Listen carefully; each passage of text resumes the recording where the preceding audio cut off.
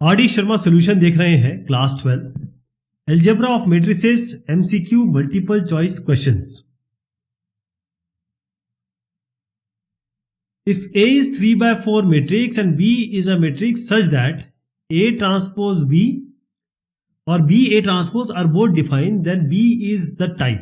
अब इसको देखिए, A आपको दिया है 3/4 मैट्रिक्स और B A ट्रांसपोज B ये डिफाइंड है। तो A ट्रांसपोज क्या हो जाएगा? रो का कॉलम का रो। हम मान के चलते हैं कि जो B मैट्रिक्स है वो कुछ रो इंटू कॉलम है, या M इंटू N भी कर सकते हैं। हम रो और कॉलम लेके चलेंगे। A ट्रांसपोज क्या हो जाएगा? 4 यहां आ जाएगा, 3 यहां आ जाएगा। रो का कॉलम का रो हो जाता है। अब A ट्रांसपोज और B मतलब ये डिफाइंड है, इसका मतलब रो कितनी हो गई? 3, क्योंकि रो इसका जो कॉलम है वो इसके रो के बराबर होना चाहिए। तो रो तो आपका 3 आ गया। अब B और A ट्रांसपोज भी डिफाइंड है, तो B हमारा क्या मिल गया है? 3 इंटू कॉलम, और A ट्रांसपोज क्या बताया मैंने आपको? 4x3 ये ट्रांसपोज, तो ये भी डिफाइंड है। इसका मतलब C कितना होना चाहिए? 4। तो C आपका 4 हो गया। तो आपका रो और कॉलम कितना हुआ? Rho into column 3 into 4। तो आपकी जो उत्तर हो गया वो आपका पहला हो गया 3x4। If Aij is a square matrix of even order such that Aij equals I square minus J square, then अब इसको ये सारे ऑप्शंस हम अगर पढ़ें तो मैं पहले आपको इसका उत्तर बता देता हूं। इसमें एक भी नहीं आएगा। उसका कारण ये है कि इवन ऑर्डर है, यानी कि 2/2 होगा या 4/4 होगा। इस तरीके से इवन ऑर्डर होंगे, है ना। अगर मैं आपको एक सिंपल सा लेके चलूं, जैसे हम इसी को लेके चलते हैं, तो अगर हम 2/2 मैट्रिक्स लेते हैं तो 1 row second column, 1 row first second row, 1 रो 1 कॉलम सेकंड कॉलम, तो ये A11, ये A12, ये A21 और A22। और अब देखिए ये I square minus J square है। Aij जो है I square minus J square, यानी कि ये 1 स्क्वायर माइनस 1 स्क्वायर होगा, ये 1 स्क्वायर माइनस 2 स्क्वायर होगा, ये 2 स्क्वायर माइनस 1 स्क्वायर होगा, और ये 2 स्क्वायर माइनस 2 स्क्वायर होगा। तो क्या बना आपका इससे? ये 1 माइनस 1 0, 1 स्क्वायर माइनस 1 माइनस 4 यानी कि -3, 2 स्क्वायर माइनस मतलब 4 माइनस 1 यानी कि 3, और ये 0। ओके, ये आ गया आपका, है ना। अब ये आपका स्क्यू सिमेट्रिक मैट्रिक्स है, क्योंकि जब आपने कोई वैल्यू रखी Aij वाली और जैसे ही आप इसको स्क्यू सिमेट्रिक में तब्दील करेंगे। स्क्यू सिमेट्रिक का मतलब क्या होता है कि जो भी आपका Aij था, अगर इसको मैं अगर ट्रांसपोज कर दूं तो ये कितना हो जाएगा? 0 -3 3 0, यानी कि ये नेगेटिव ऑफ A। अगर ये A है तो ये नेगेटिव ऑफ A आ गया, है ना। स्क्यू सिमेट्रिक है। लेकिन अगर आप डिटर्मिनेंट निकालें, इसका डिटर्मिनेंट निकाल के देखिए, 0 - 0 0 और 0 × 0 0 और 3 3 से 9 और ये माइनस माइनस प्लस, तो 9 आ गया इसका डिटर्मिनेंट। तो इसका मतलब ये वाला स्क्यू सिमेट्रिक आ रहा है, और साथ में जो डिटर्मिनेंट आ रहा है वो भी नहीं आ रहा है, 9 आ रहा है।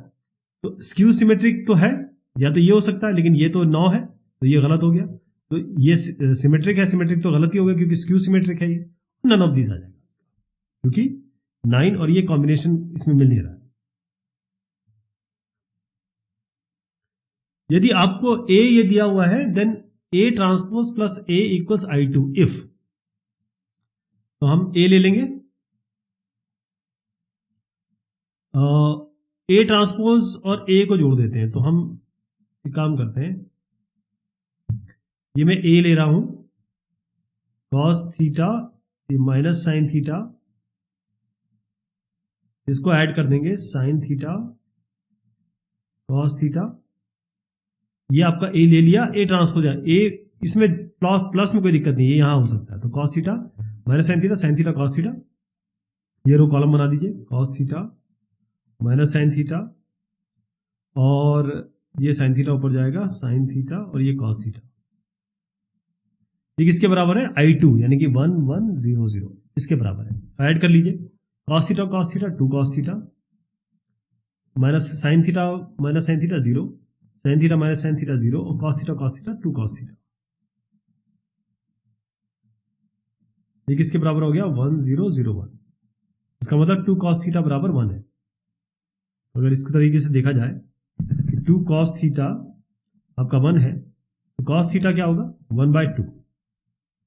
अब हाफ कब आता है, देखिए थीटा अगर आप π/3 लें इसको π/3 तो ये हाफ आ जाएगा, यानी कि cos ये आपका 180 के बराबर होता है 3, तो cos 60 हाफ होता है। लेकिन यहां पर जो उत्तर है उसको अगर आप देखें, क्योंकि हर एक वैल्यू जिसके लिए ये आपका हाफ आएगा तो आप उसको 2n पाई से ऐड कर दीजिए। आप जानते हैं ट्रिग्नोमेट्री में हम पढ़ चुके हैं, तो इसका उत्तर होगा 2n पाई प्लस π/3। सी है इसका उत्तर। करेंगे ऐसे स्टेप बाय स्टेप, इस तरीके से किया जाएगा ये। यदि ए आपको दिया हुआ है is expressed as the sum of symmetric and skew symmetric then the symmetric matrix is. देखिए ए, सीधी सी बात ये है कि जो सिमेट्रिक मैट्रिक्स होता है वो होता है half A plus A transpose, और जो स्क्यू सिमेट्रिक होता है वो होता है half A minus A transpose. तो आपको क्या निकालना है, इन्होंने पूछा है कि सिमेट्रिक मैट्रिक्स कौन सा है। तो सिमेट्रिक में ए और ए ट्रांसपोज को ऐड करेंगे और हाफ से डिवाइड कर देंगे। तो ए आपका ये है 2 0 -3 4 3 1 -5 7 2। अब इसका हम ट्रांसपोज कर रहे हैं। ट्रांसपोज करते हैं, इस रो को कॉलम बना देंगे 2 0 -3। अब इस रो को ये कॉलम बना देंगे 4 3 1 और -5 7 और 2। बस इन दोनों को जोड़ के आप हाफ से डिवाइड कर देंगे, है ना। मैं कर देता हूं इसको ऐसे। इसमें केवल आपको सिमेट्रिक पूछा गया है तो सिमेट्रिक का ही उत्तर निकालिएगा, स्क्यू सिमेट्रिक निकालने की आवश्यकता है नहीं इसमें। तो 2 + 2 4, 0 + 4 4, -5 -3 -8, 4 और 0 4, 3 और 3 6, 1 और 7 8, -5 और -3 -8, 7 और 1 8, 2 और 2 4। अब हाफ है तो सबको 2 से डिवाइड कर दीजिए। तो क्या आ गया आपका, ये 2 2 -4, ये 2 3 4 और -4 4 और 2। देख लीजिए इसमें कौन सा है, ये कौन सा, ये ए वाला आ रहा है, यही है ना। ये हो गया इसका उत्तर। ये पूरा आपको अगर करना चाहे तो स्टेप बाय स्टेप कर सकते हैं, लेकिन उत्तर में केवल यही लिखना है। Out of the following matrices choose the matrix which is a scalar matrix. अब इसमें क्या है कि स्केलर मैट्रिक्स क्या होगा। पहली चीज ध्यान रखिएगा कि कोई भी डायगोनल मैट्रिक्स जिसमें डायगोनल एलिमेंट्स इक्वल हो उसे हम कहते हैं कि ये स्केलर मैट्रिक्स है। और स्केलर मैट्रिक्स आप ये कहेंगे ये क्यों नहीं है साहब, ये क्यों नहीं है, ये क्यों नहीं है। ध्यान रखिएगा जब भी हम स्केलर मैट्रिक्स के बारे में बात करेंगे ये होनी चाहिए स्क्वायर मैट्रिक्स। कौन सा स्क्वायर है इसमें, यही है, यही इसका उत्तर हो गया। बाकी सारे एक जैसे दिख रहे हैं लेकिन ये scalar matrix. The number of all possible matrices of order 3/3 with each entry 0 and 1। तो यहां पर 3/3 मैट्रिक्स है, मतलब इसमें 9 एलिमेंट हो सकते हैं। 3 रो 3 कॉलम, 3/3 9 हो गया। हर एक में 0 या 1 हो सकता है, सब में, है ना, या तो 0 और 1 हो सकता है, ऐसे सब में है। तो 2 पॉसिबिलिटी है, 9 जगह है, तो 2 की पावर 9 512 है इसका।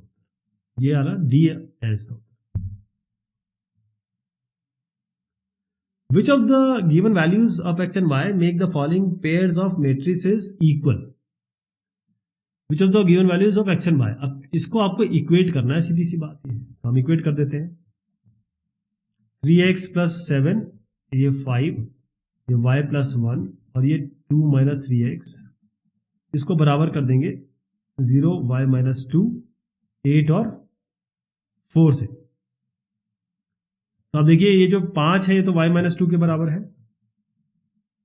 y कितना आ गया 7, और इधर पे इसको ले लीजिए, ये 3x + 7 बराबर 0 है, 3x बराबर -7 है, x बराबर आपका -7/3। ओके, तो क्या आपका -7/3 कोई मिल रहा है इसमें? Is it possible? है नहीं, y तो 7 दिख रहा है आपको, लेकिन ये x तो -7/3 है, तो डी है इसका उत्तर। ठीक है, इस कारण से प्रॉब्लम आ गई। a और b, मतलब a दिया है, k इंटू ए ये दिया हुआ है, then the values of k, a and b are respectively. तो अब देखिए आपने क्या किया, इसका तरीका क्या होता है कि बस मल्टीपल निकालना है। हम क्या करेंगे, k इंटू ए, इससे कुछ ऐसा बाहर निकालने की ये आ जाए।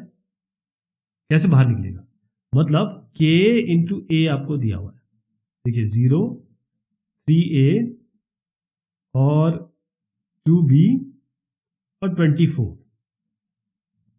तो इसको मल्टीप्लाई करके ही तो आया होगा। तो -4 में क्या मल्टीप्लाई हुआ कि 24 आया। ठीक है जी, -4 में क्या मल्टीप्लाई हुआ कि 24 आया। तो इसी से आपको मिल जाएगा ये कि k क्या है इसमें। तो k आपको कैसे मिलेगा, x बराबर 24/4,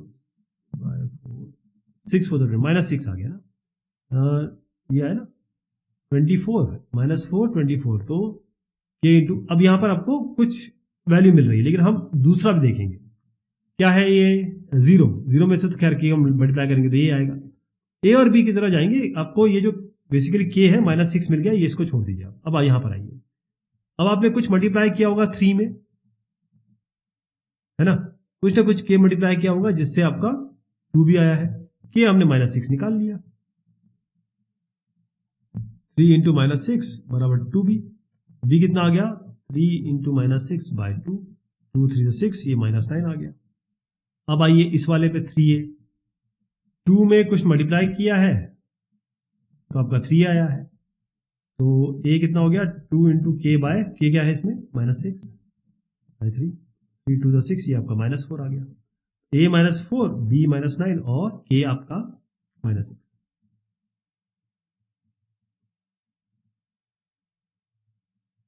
i ये है, j ये है, b ये है, देन b इक्वल्स, हम करने क्या वाले हैं इसमें, क्योंकि यहां पर देखिए i दिया हुआ है, j दिया हुआ है, इसको करेंगे, यहां पर रखेंगे और फिर आपको b निकालना। तो b कैसे आया होगा, इसको कौन सा कॉम्बिनेशन में b आया होगा। तो मैं आपको इसको करके दिखा देता हूं कि कौन सा सही आ रहा है। इसका जो उत्तर है वो आपका ये a है। बेसिकली हम क्या कर रहे हैं यही मैं बता देता हूं, ये i इंटू कॉस थीटा, इसको कॉस थीटा से मल्टीप्लाई करिए, और ये जो j है इसको आप साइन थीटा से मल्टीप्लाई करिए। क्या आया है, कॉस थीटा यहां आ गया, sign theta minus sine theta यहां आ गया, तो कॉस थीटा, अब इसको जोड़ देंगे तो cos theta plus 0 cos theta, ये sine theta minus sine theta, ये कॉस थीटा। बेसिकली ये किसके बराबर है, ये b के बराबर है। वैसे एक एक करके देखना पड़ेगा आपको, लेकिन जब पहले ही करेंगे तभी आपको आंसर मिल जाएगा, करना एक एक करके करना पड़ेगा। The trace of the matrix, अब देखिए ट्रेस तो हमने अभी तक नहीं देखा है, लेकिन आपको ट्रेस बता देता हूं कि ये जो डायगोनल एलिमेंट होते हैं इनका एडिशन ट्रेस होता है। तो 1 + 7 + 9 17, इसका 17 उत्तर है। यदि a आपका स्केलर मैट्रिक्स है, ऑर्डर इसका n/n है, then ai equal k for all i, then the trace of a is equal to. अब इसका ट्रेस कैसे निकालेंगे, अभी मैंने आपको बताया ट्रेस क्या होता है, डायगोनल का सम होता है ना। अब इसमें इन्होंने कहा है स्केलर मैट्रिक्स है। स्केलर मैट्रिक्स मतलब क्या होता है, of order n/n such that ai is k, मतलब ये k है क्योंकि ये a11 है, ये a22 है ना। और इस तरीके से हमारी मैट्रिक्स, हमको पता नहीं क्या है, मैं अगर मान के चलूं ये 3/3 है, एग्जाम्पल दे रहा हूं, तो ये 0 0 0 0 0 0 k, ये a33 है, और जिसमें भी i और j बराबर होंगे वो आपके सारे k हैं, है ना, ये k हो गए। ट्रेस क्या होता है, ट्रेस होता है डायगोनल के एलिमेंट का सम। ये आपका k11 यानी k है बेसिकली, k, ये भी k, ये भी k, लेकिन हमें पता नहीं ये n/n मैट्रिक्स है, तो ये n तक जाएगा, तो सिग्मा करेंगे इसका तो कितना होगा n इंटू k, इसका उत्तर होगा, a है इसका। चलिए साहब, ये बात होती है आपके MCQs की। बहुत शुक्रिया।